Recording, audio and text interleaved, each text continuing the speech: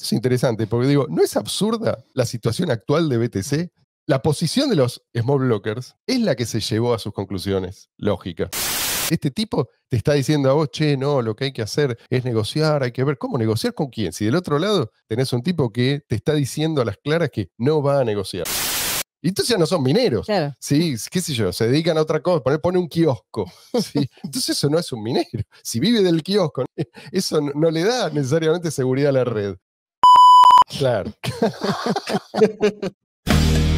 No hay almuerzo gratis. Hola, gente. Bienvenidos a No hay almuerzo gratis. Qué gusto saludarlos a ustedes y también a Mariana y a Luis. ¿Cómo andan? ¿Vos, Luis, bien?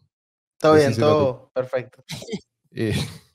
Hoy tenemos la segunda parte de esta respuesta al infame traidor Vitalik Buterin. ¿Cómo se diría eso? Haciendo en un amigos, discurso, ¿no? Se llama. En un discurso presidencial, Luis. Infame. No puedo abusar de mi suerte. Ahora hay detección de voz también con la inteligencia artificial, imagínate, no se puede. No se puede.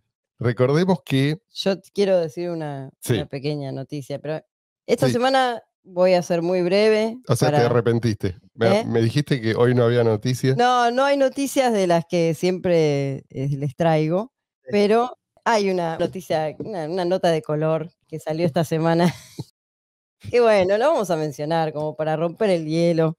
Muy breve porque después si no va a entrar toda la información en el episodio. No, fue muy cómico leer esta semana que salió que hubo un pobre ciudadano estadounidense que se había ido hace 2 años a vivir a El Salvador. Siguiendo el sueño salvadoreño. Sí, porque en su momento Bukele había prometido que iban a inaugurar una Bitcoin City.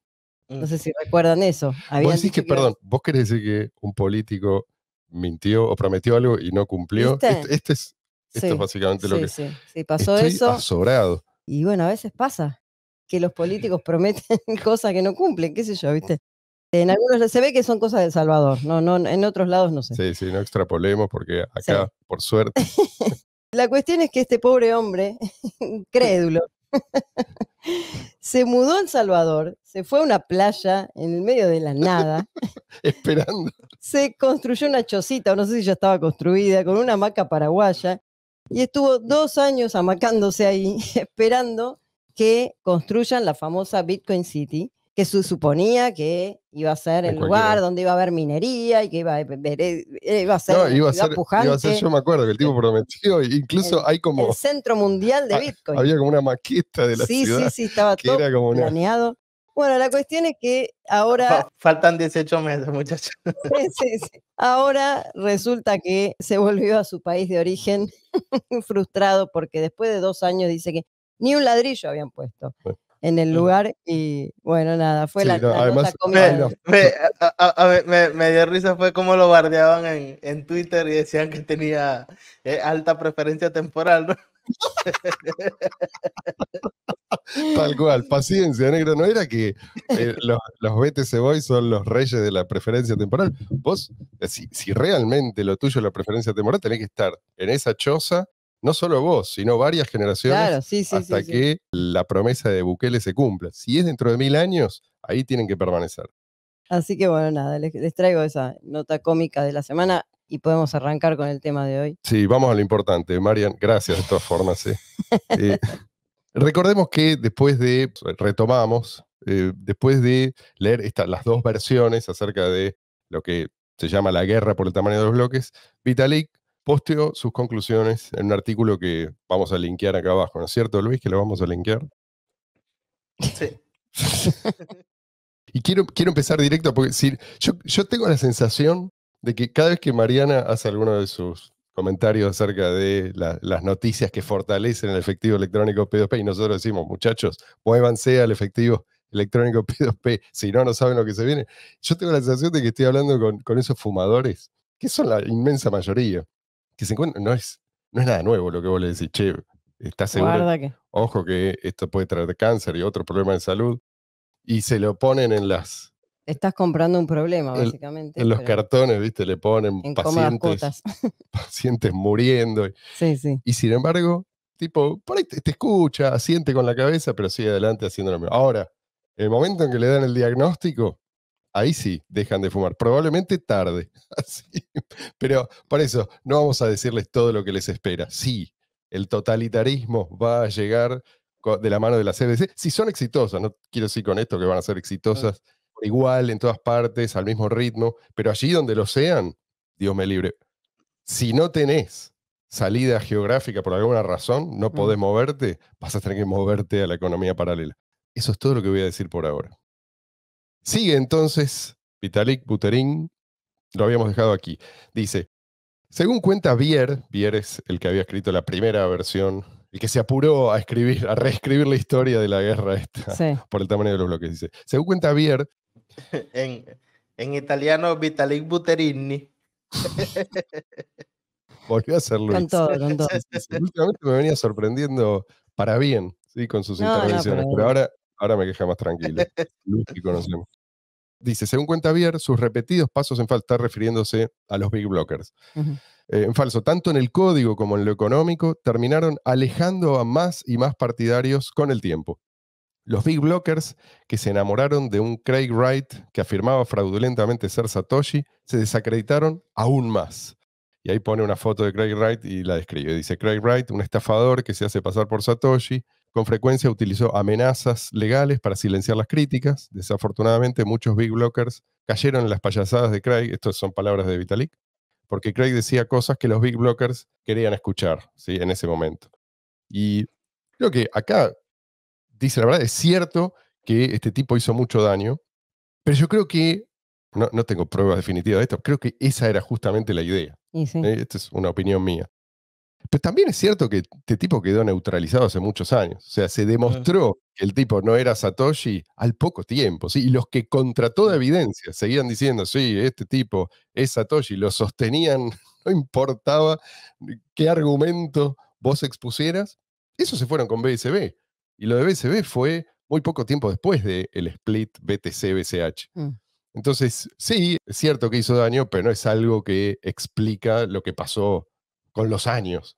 Y tampoco descartemos que esto, digamos, no haya sido deliberado. ¿Sí? Pero sirve como distracción, ¿no? Sirve como decir, bueno, pero ahí mirá lo que pasó. Sí, no, además acá es que justamente a los verdaderos culpables, sino que mirá este tipo. Y esto es como una mancha, ¿viste? Claro, porque el tipo es semejante farsante, vos lo tenés de tu lado y sí, te mancha a todos. A pesar de que la inmensa mayoría estaban diciendo, no, este señor es un farsante, también del lado de los big blockers. Sí, un poco tiempo después, porque al principio el tipo apareció y decía, sí, es cierto, decía esas cosas, pero nadie sabía quién era.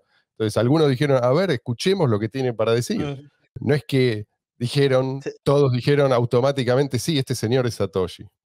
Se le pedía para aquel tiempo, recuerdo, que firmara un mensaje con las llaves privadas de las direcciones que decía poseer, ¿no? Nunca lo hizo. Nunca lo hizo. Y dijo que lo iba a hacer, pero nunca lo hizo. No, dijo que había firmado un contrato de los tulipanes, no sé qué cosa, que no podía. Cualquier cosa. Iba siempre moviendo como el arco, ¿no?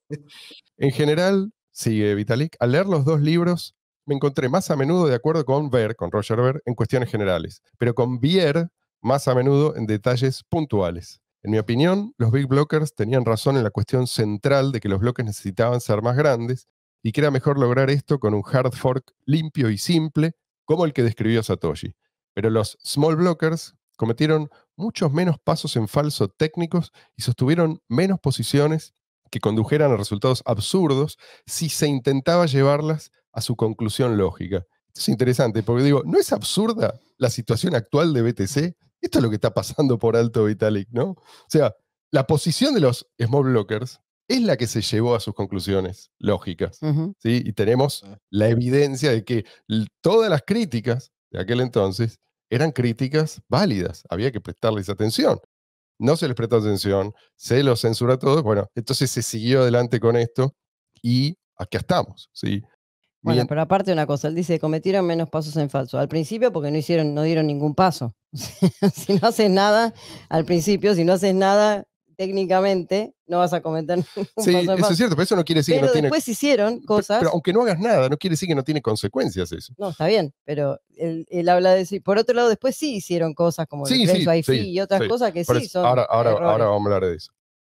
Pero mientras tanto, el tiempo sigue dándole la razón a Satoshi. Para mí no me gusta hablar de Big Blockers, Small Blockers. A mí me gusta hablar de hoja de ruta de Satoshi versus Small Blockers, que es otra cosa, ¿sí? Que no es Bitcoin. Ujú. Y lo estamos viendo ahora y cada vez va a ser peor, no puede ser de otra manera.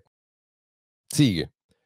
La guerra del tamaño de los bloques como trampa de competencia unilateral. Esto es un título. La imagen combinada que obtengo al leer estos dos libros es la de una tragedia política que siento que he visto una y otra vez en todo tipo de contextos, incluidas las criptomonedas, las corporaciones y la política nacional, dice.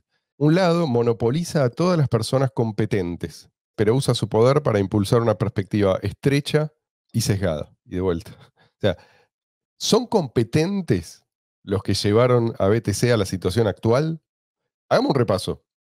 Porque él dice competente. Competente, ¿cómo vos juzgás la competencia? A ver, tenés tarifas que por momentos llegan a cientos de dólares y además son impredecibles, no solamente porque son altas, son impredecibles. Puede ser menos, puede ser más, puede ser mucho más. Y además te dicen que tiene que ser mucho más que eso, ¿sí?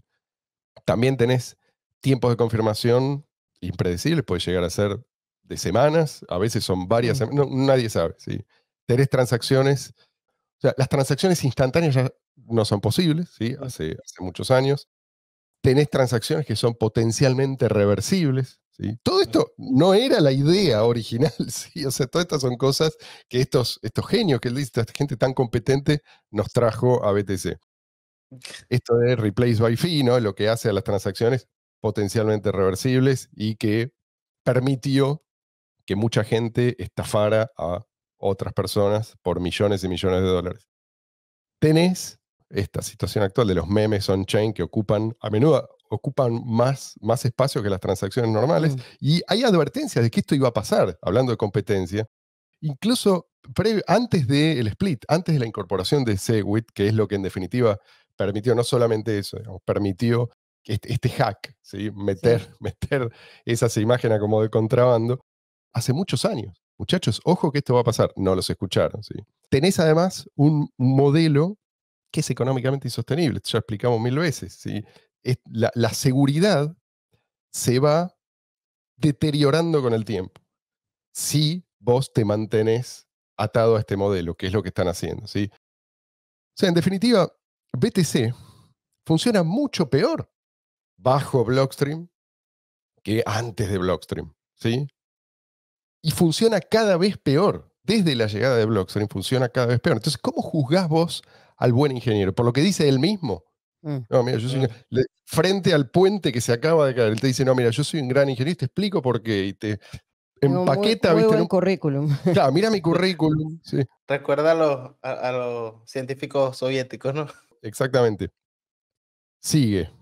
El otro lado reconoce correctamente que algo está mal, pero se concentra en la oposición y no logra desarrollar la capacidad técnica para resolver por sí solo. Esto lo hace mucho, ¿no? Como esta distinción totalmente artificial, ¿no? Sí, sí. Por un lado están como los chicos acá que se quejan y acá están los hombres con los pantalones largos, responsables, que tienen que llevar la carga. Bueno, esto es lo que él nos pinta, ¿no? Ahora, lo que no te dice que en ese momento eran condiciones muy particulares. En 2017, digamos, el foco estaba puesto en sobrevivir y en la defensa.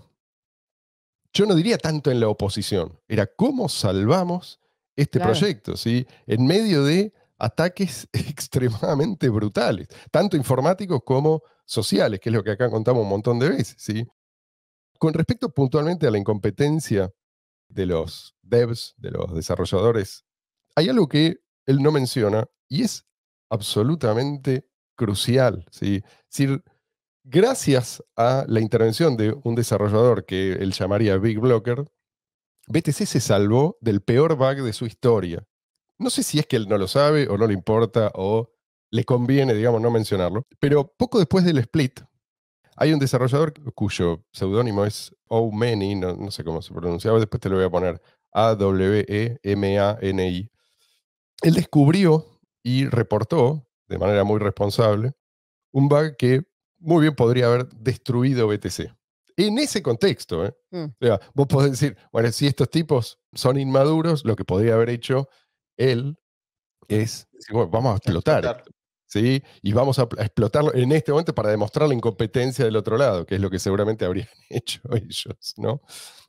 Si se les daba la oportunidad. Sí, sí. Pero además, al margen de todo esto, Vitalik está hablando de algo que pasó hace muchos años. O sea, sí, hay cosas que se hicieron a los tumbos porque se hicieron bajo ataque. Tenés que entender el contexto. En ese contexto, de los dos lados vos podés señalar lo que hizo tal, lo que dijo cual, el error que cometió tal. Sí, sí. Esto, por algo se llama guerra, ¿sí? Guerra por el tamaño de los bloques. Porque, digamos, salvo los balazos, y no sé, no sé, pero todo lo demás, digamos, solo faltaron los balazos. Pero después, una vez que se dio el split, se fue construyendo toda una infraestructura que yo diría que a esta altura ya se puede decir que prueba que los desarrolladores no solo son competentes, sino que son súper competentes. Muchos desarrolladores son los mismos que estaban ¿sí? en BTC cuando era una sola rama, porque hubo una fuga de cerebros. Esto ya lo explicábamos la vez pasada. ¿Ibas a decir algo, Luis? No, que no solamente son competentes, sino que el propio enfoque es competente. Claro, claro.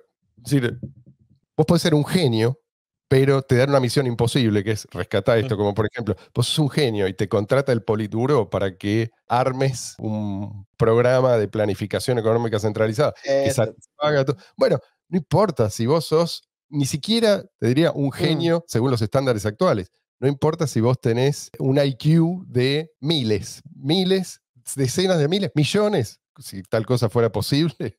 No importa, no importa. Ese problema no tiene solución. Y esto ya está muy bien explicado por Mises, por Hayek y por otros posteriormente. Hay un episodio que dedicamos a esta cuestión, ¿te acuerdas? En el que vino el Vasco, no me acuerdo qué número es, después lo ponemos ahí abajo.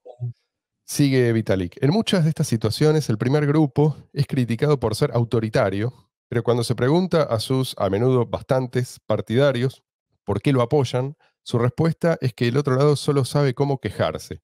Fracasarían por completo en cuestión de días si realmente ganaran poder. Hasta cierto punto, esto no es culpa de la oposición. Es difícil volverse bueno en la ejecución sin tener una plataforma desde la cual ejecutar y adquirir experiencia. Pero en el debate sobre el tamaño del bloque, en particular, el lado de los grandes bloques parece no haberse dado cuenta en gran medida de la necesidad de ser competentes en la ejecución. Pensaron que podrían ganar únicamente por la simple fuerza de tener razón en la cuestión del tamaño del bloque. Los big blockers terminaron pagando un alto precio por su enfoque en la oposición por sobre la construcción. Incluso cuando se dividieron en su propia cadena con Bitcoin Cash, terminaron dividiéndose 2 veces más antes de que la comunidad finalmente se estabilizara. Bueno, por lo menos reconoce que se estabilizó. Pero me llama la atención que él lo comenta como si fuera algo malo. ¿Cuál era la alternativa? Yo le pregunto, Vitalik, ¿cuál era la alternativa? Porque ninguno de estos, ni Blockstream, ni después Craig Wright, ni después Amaury, ninguno de estos iba a aceptar cualquier solución que no fuera una que les entregara el completo dominio sobre el proyecto. Entonces, ¿cuál era la solución? ¿Quedarse bajo el paraguas de Blockstream? Ahí no habría habido ningún otro split posterior. Ahí nadie se quejaba. Y ahí nadie se quejaba. Y hoy perdimos Bitcoin. ¿Sí? No tenemos una versión de Bitcoin que siga la hoja de ruta de Satoshi Nakamoto. Ese sería el precio. Y bueno, pero la historia lo demuestra. Los que no se quejaron en su momento son los que ahora, muchos ahora, se están quejando de lo mal que funciona la red. Entonces, por no hacer nada en su momento, por no ver que había un problema ahí nomás, delante de sus ojos, bueno, ahora lo tienen porque lo están viviendo en carne propia. Y otra cosa... ¿No te molesta la queja? Otra cosa que él no menciona, pero a mí me parece relevante. ¿Por qué todos los forks posteriores partieron de BCH y no de BTC? ¿No te llama la atención? Digo, si esos son los más competentes, cualquier persona que no está de acuerdo con algo tendría que partir de ahí, no de otra rama, que es minoritaria, que tiene todos estos problemas que vos decís, que tiene developers incompetentes. ¿Por qué parten de esa otra rama y no de BTC? BTC no tuvo más forks. No. El único fork que tuvo es este, que se hizo justo antes de que hacer un fork limpio, entre comillas, habría resultado imposible, por cuestiones técnicas que hoy no vamos a detallar. Y esto, otra cosa que me parece insoslayable, y acá dejé el link a una entrada en el subreddit BTC, dice: el hombre que tuvo que iniciar su propia cadena de bloques porque Bitcoin Core no negociaba, culpa a los big blockers por no negociar con Bitcoin Core. Claro. Recordemos, ¿sí? Esto lo dijimos la vez Tal pasada. cual, tal El cual. propio Vitalik quiso hacer algo parecido, digamos así, a Ethereum Sobre BTC. sobre BTC, y como Lo rechazaron. como lo rechazaron, como no quisieron negociar absolutamente nada, él empezó su propia cadena. Ni siquiera empezó un fork, ¿sí? No fue un split de BTC, fue su propia cadena. Entonces, este tipo te está diciendo a vos, che, no, lo que hay que hacer es negociar, hay que ver cómo negociar con quién. Si del otro lado tenés un tipo que te está diciendo a las claras que no va a negociar. No, sí, tal cual, ahí está la contradicción, la máxima contradicción de su postura actual. Pero bueno, tiene que ver también con que él, con su proyecto actual, evidentemente quiere abarcar a todo el mundo, porque como es un proyecto que, o sea, sirve para otra cosa, digamos, no es lo mismo, o sea, se puede usar en paralelo una cosa y la otra. Entonces él, la conclusión que saco de todo lo que dijimos la vez pasada, más todo lo que estamos diciendo hoy, es que él no quiere ofender a nadie. Ya pasó con otros que tuvieron proyectos que incluían varias criptos. Entonces, viste, mejor no mostrar una postura a favor o en contra de algo, porque si no se te viene la horda de un lado, se te viene entonces mejor no hacer olas. Y él un poco me parece que en este caso es lo mismo, o sea, no quiere lo que le pasa a muchos que toman partido, sobre todo si tomas partido de un lado, Te atacan. estás frito con los otros, porque son Sí, es como para, son bravos. para apaciguar a los que sabe que le pueden traer problemas. Entonces, bueno, como de un lado, bueno, por ahí no va a recibir tanta que, pero del otro sí, dice, bueno, Sí. Es como estratégico esto, no son como, no parecen conclusiones para mí sí. honestas. Después vienen varios párrafos que son básicamente propaganda de Ethereum, así que esto no me interesa, por lo menos para este propósito. Si quieren, léanlo, pero yo no lo traduje. Y hay finalmente un llamado a la comprensión mutua, ¿sí? Que me recuerda, no sé si se acuerdan ustedes, y creo que acá lo comentamos, ese post de Santiago City con Vitalik y con Grabois, que ahora Juan Grabois, que ahora cayó en desgracia. Sí, sí. Escuchar, ¿no? Escucharse. Estaban Vitalik, Santiago City y Grabois, y abajo decía escucharse. Sí. ¿Sí? O sea, tenemos nuestras diferencias, lo mismo, ¿no? Tenemos nuestras diferencias. Yo soy comunista, ¿sí? Ortodoxo, yo creo que hay que, a vos y a vos, habría que matarte porque son de una clase indeseable, y nosotros dos no estamos de acuerdo, hay que escucharse, ¿sí? La solución es escucharse. Yo soy, no lo voy a decir porque no quiero que me saquen de contexto. Bueno, acá tenés un nazi, ¿sí? Que considera que a vos hay que exterminarte, y vos simplemente sentate con él y escúchense, a ver qué cosas lindas tienen para decirse, a ver si pueden encontrarse un punto medio. Bueno, lo cierto. No. En el episodio anterior, Marcelo pronunció mal el apellido de Vitalik Buterin y ahora es el de Grabois, ¿no? Sí, Grabois, perdón. Sí. El de Grabois. Va a estar en una jaula. Y espero que por muchos años. Lo cierto es que Decimos en francés. Ethereum renunció a la escalabilidad en la capa 1, pero eso se debe a defectos propios de esa tecnología, ¿sí? Y aparentemente es imposible corregir eso sin rediseñar todo. Ese no es el caso de Bitcoin. Esto es lo que mucha gente no entiende. Bitcoin sí escala como explicó Satoshi, y puede hacer lo mismo que hace Ethereum, y además escalar, y sin necesidad de subir de que aumenten significativamente las tarifas. Si algún día Bitcoin llega a necesitar capa, no digo que no, eso va a ser algo natural, digamos así. Hay gente que puede llegar a encontrar utilidad en una capa 2, pero eso va a ser por limitaciones tecnológicas concretas para lidiar con volúmenes extremos de transacciones en la capa 1, ¿sí? Si es que llega el momento en que eso sigue siendo considerado extremo, ¿sí? Es decir, si se acelera mucho la adopción y vos tenés ese gran volumen de transacciones y todas pagando tarifas, eso es el problema que vos querés tener, y en ese momento van a surgir un montón de soluciones, on-chain, off-chain, qué sé yo, pero no te estás anticipando a eso.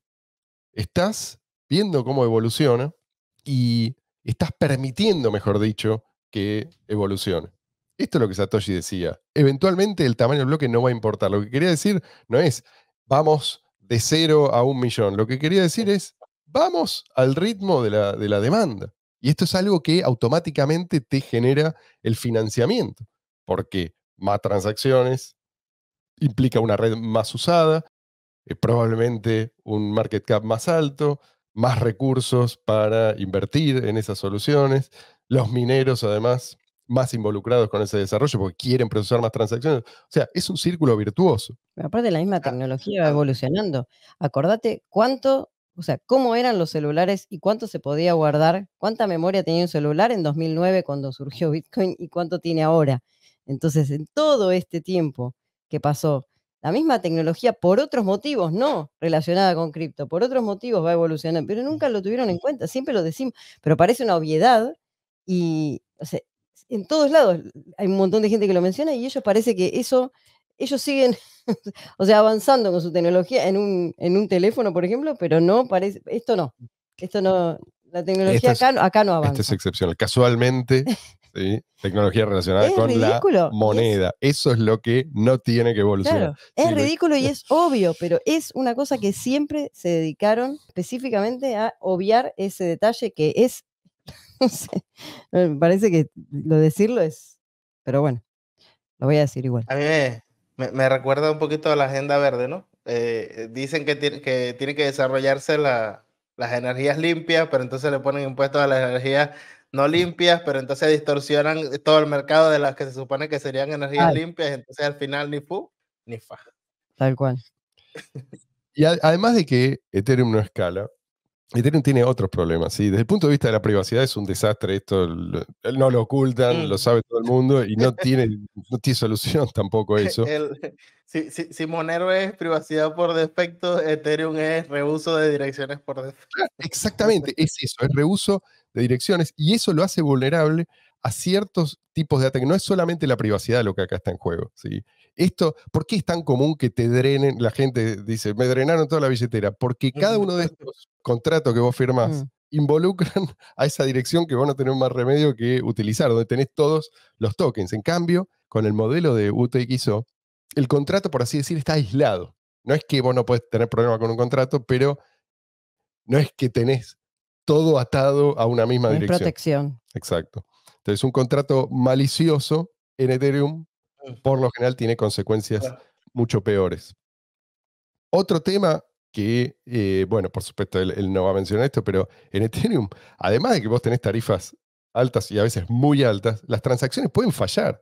Y que falle la transacción no significa que no te cobran ese fee. Poner que pagaste $300 porque, bueno, hay cierto tipo de transacciones que son más caras, requieren más gas, como dicen ellos. Sí. Bueno, los fees te lo cobran igual. O sea, la tarifa se va. Después tenés que volver a probar. Esto es algo que en Bitcoin no puede pasar. No existe. No hay ejemplos de algo así. Y no pasa ahora, no pasó y no pasará. Bueno, más adelante, ¿qué pasa?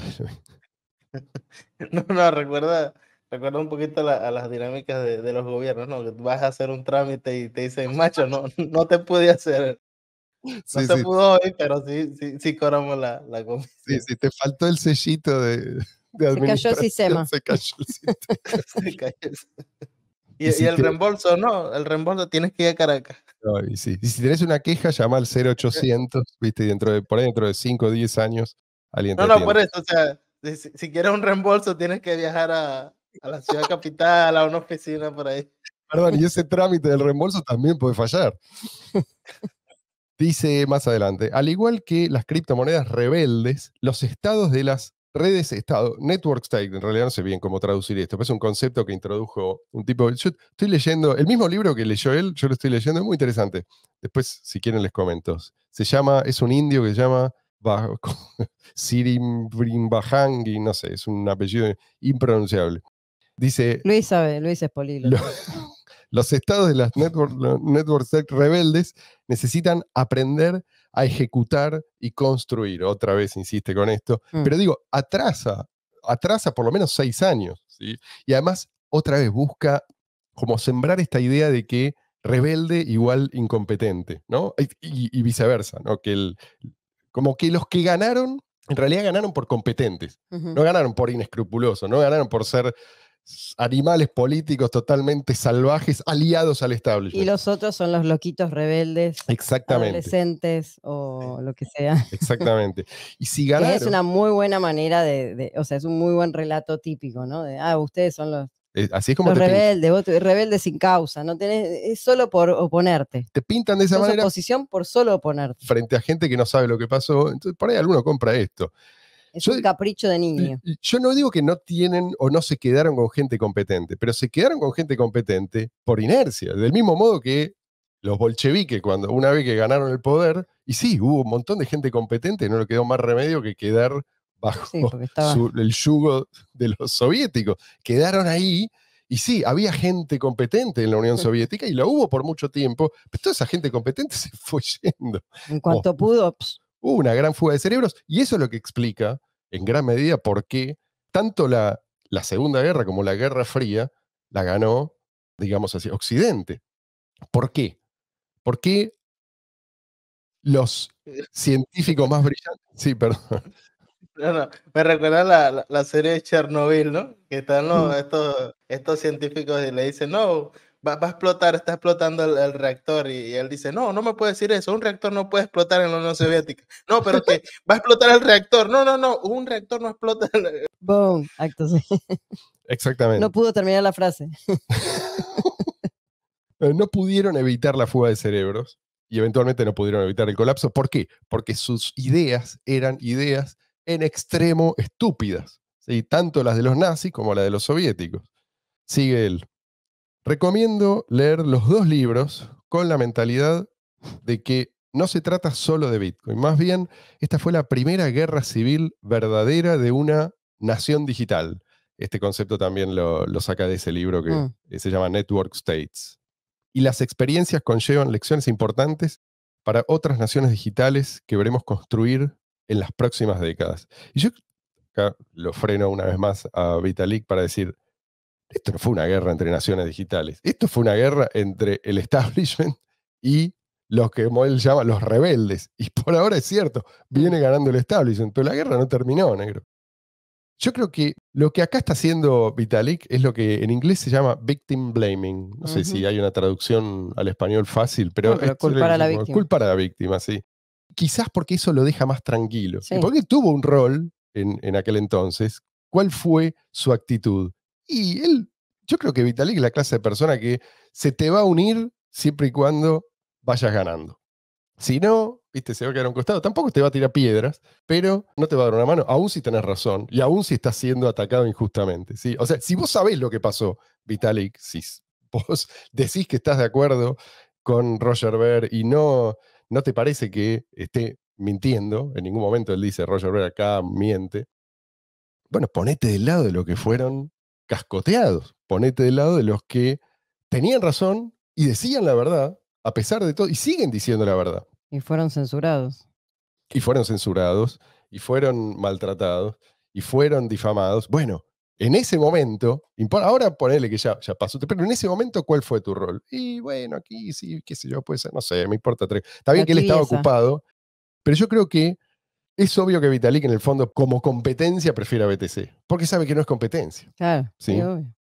No, y aparte, yo creo que otra cosa, que ellos sí son dañinos cuando vos te les pones en contra públicamente. Sí, eso sin duda. ¿Entendés? O sea, sí hacen daño.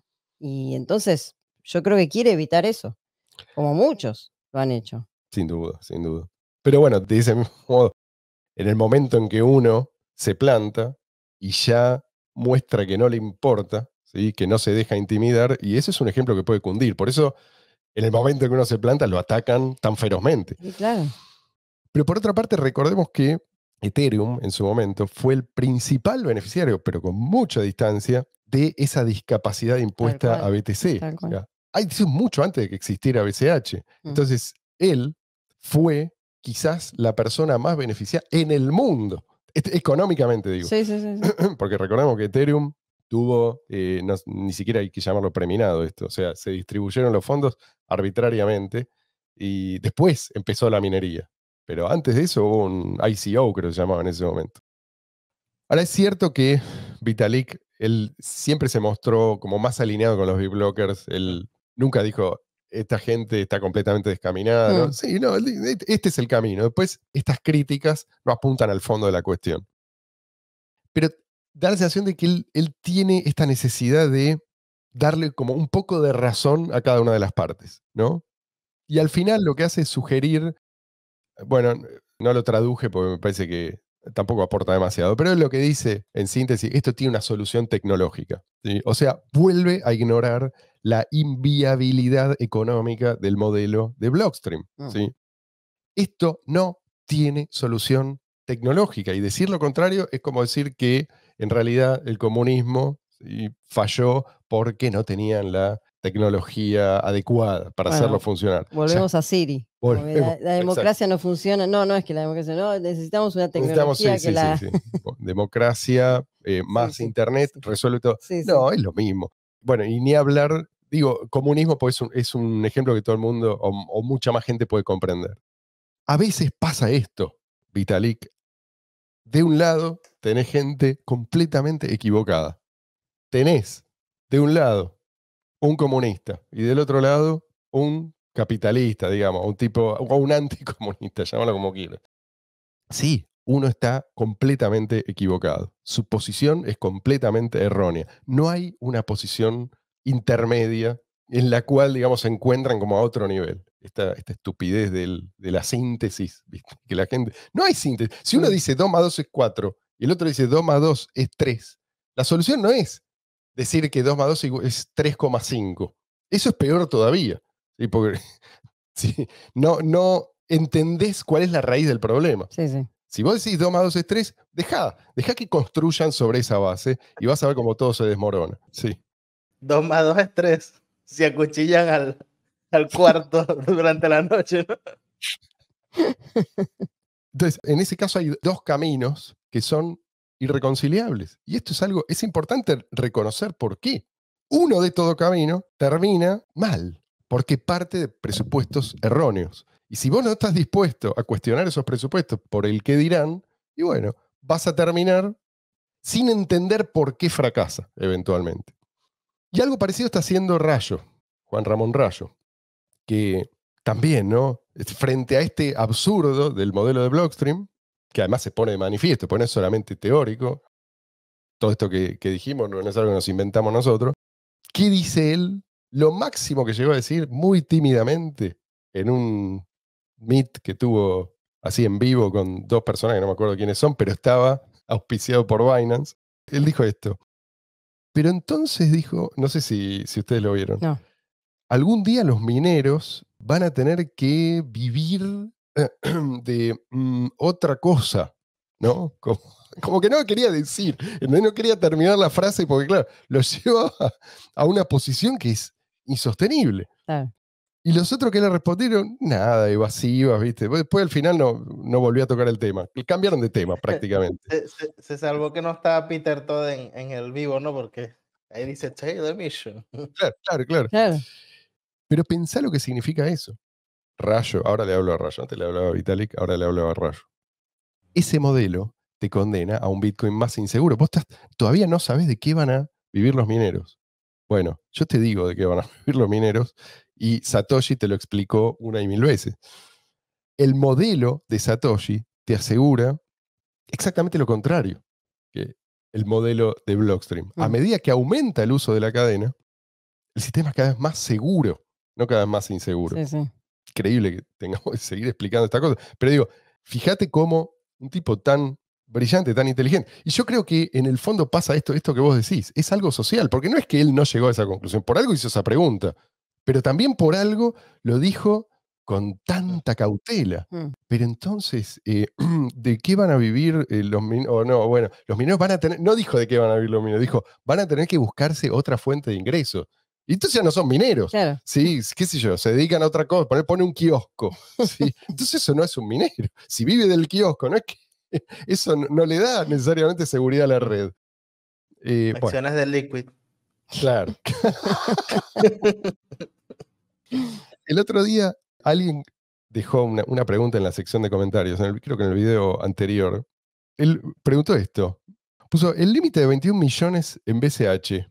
Dice, es inmutable o en consenso, lo estoy citando, en consenso se puede cambiar como imprimir más BCH. Les leo cuál fue mi respuesta, porque esto es una pregunta recurrente. Lo que te garantiza el límite de 21 millones no es el código. Esto es un error muy típico, ¿viste? De la gente que dice, no, acá está matemáticamente asegurado el límite de... No, no es así. Peter Todd lo sabe. Se no puede es así. cambiar. Sí, lo que te garantiza el límite de 21.000 códigos, por definición se puede cambiar. Claro, claro. No es el código se puede cambiar, sino el sistema de incentivos. O sea, que a ningún actor dentro del ecosistema le convenga cambiarlo. Eso es lo que te garantiza el límite de 21 millones. En BTC, al poner un límite arbitrario a la escalabilidad, van a terminar forzados a eliminar ese límite de 21 millones. Y ahí es donde mucha gente va a decir, ¿cómo? ¿No era que esto estaba matemáticamente asegurado? No, no está matemáticamente, estaba económicamente asegurado, no matemáticamente. ¿Sí? Hay cambios que aportan valor y hay cambios que sustraen valor. Mm. Este cambio que hizo Blockstream, y que mucha gente aceptó, es el tipo de cambio que te lleva a la inflación y eventualmente a la hiperinflación. Es una lógica que no puedes frenar. Sí. Se podría decir que este límite de la escalabilidad es una olla de presión, ¿no? No sé si allá en Argentina se utiliza ese término, ¿no? Sí, sí, claro. Sí, Y sí. justo la parte que explota si no la pagas a tiempo es el límite de los 21 millones. Y sí. Hay otra objeción que, ahora que es más, no sé si ustedes lo han notado, es más socialmente aceptable reconocer que BTC se desvió de el camino trazado por Satoshi y para muchos descubren que BCH, sí, que Bitcoin Cash, sigue por el camino correcto. Hay una objeción que yo diría muy típica de tibios, ¿no? Yo escucho cada vez a más tipos, algunos que son old-timers, ¿sí? Mm. y prominentes, decir, es cierto, ¿sí? La gente de BCH tenía razón Pero, y siguen teniendo razón. Pero, comparados con otras comunidades, llamémoslo así, son pocos, ¿no? Como si esto fuera necesariamente, digamos, en relación a esas otras comunidades, no tenés suficiente efecto de red. sí, sí. Entonces, esto es algo irremontable, ¿sí?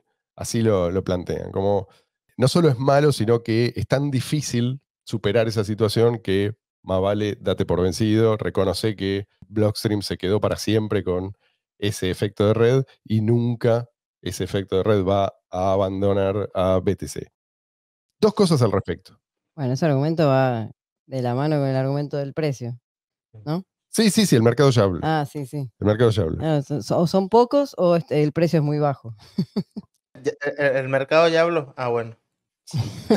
Chao.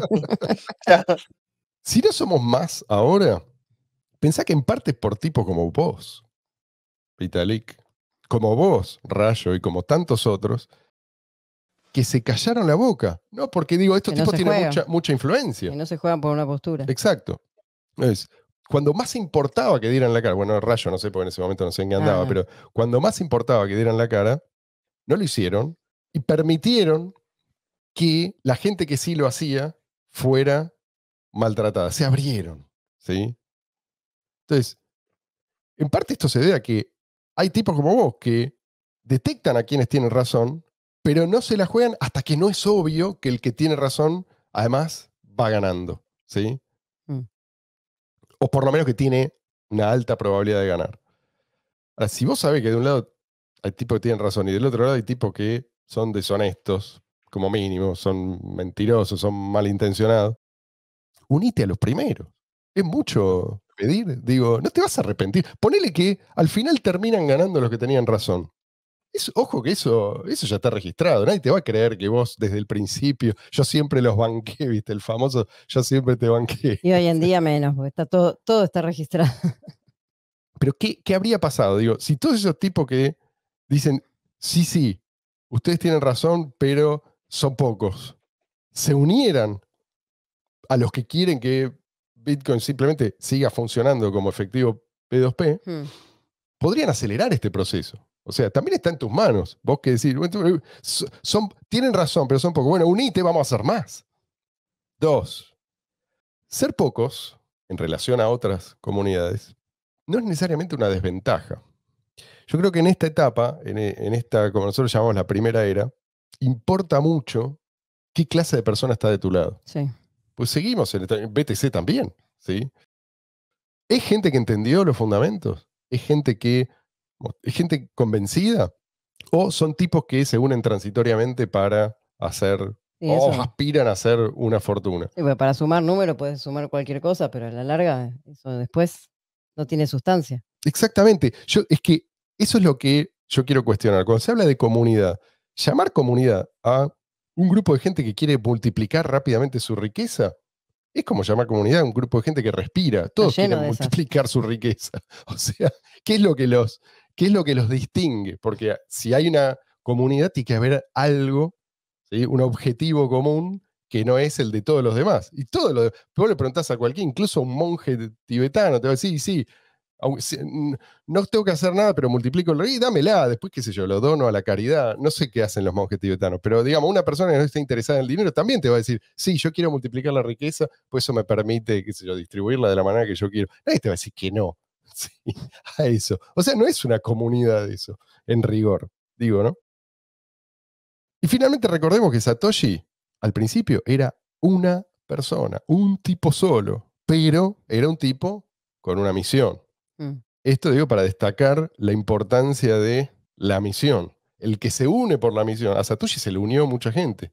¿Sí? Se empezaron uniendo 2 o 3 y después llegaron nuevos círculos y nuevos círculos hasta que terminó siendo un movimiento, llamémoslo así. Pero empezó siendo uno solo, con una idea genial y con la determinación de ponerla en práctica. Mm. Yo entiendo que a veces puede ser frustrante, puede ser, digamos, ingrato hacer el trabajo de fomentar la verdadera adopción. ¿Sí? Es como, bueno, esto estaba pasando y lo bloquearon. Lo que quieren es precisamente que vos te desanimes, que vos no trabajes en la Sí. verdadera adopción. Por eso son tan pocos los que lo hacen. ¿Sí? Porque no es divertido. Más divertido es mirar un chart. ¿Sí? Y a ver, ¿cuándo entro, cuándo salgo? Pero son los que hacen ese trabajo, los que eventualmente van a estar en condiciones de recibir a los refugiados. Por eso nosotros siempre empezamos el episodio del día hablando de la situación que millones y millones de personas van a enfrentar. Mm. Esa es nuestra misión. Es una misión de rescate. Sí. Y estamos convencidos de que toda esa gente, hay un montón de gente que ya lo entendió, pero la inmensa mayoría de la gente todavía no. ¿Sí? ¿Cuál es esa otra comunidad que está haciendo ese trabajo? No sé, decime, yo no la conozco.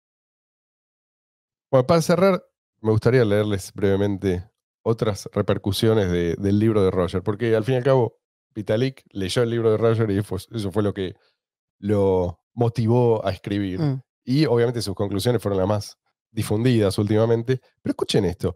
Acá hay uno que dice, ahí voy a poner después el link. Dice, estoy leyendo Hijacking Bitcoin, el secuestro de Bitcoin, el libro de Roger Ver, dice. En un libro electrónico. En la parte 2 se describe en detalle el secuestro. Lo viví y esta lectura me da escalofríos, para ser honesto. La crueldad, la ferocidad.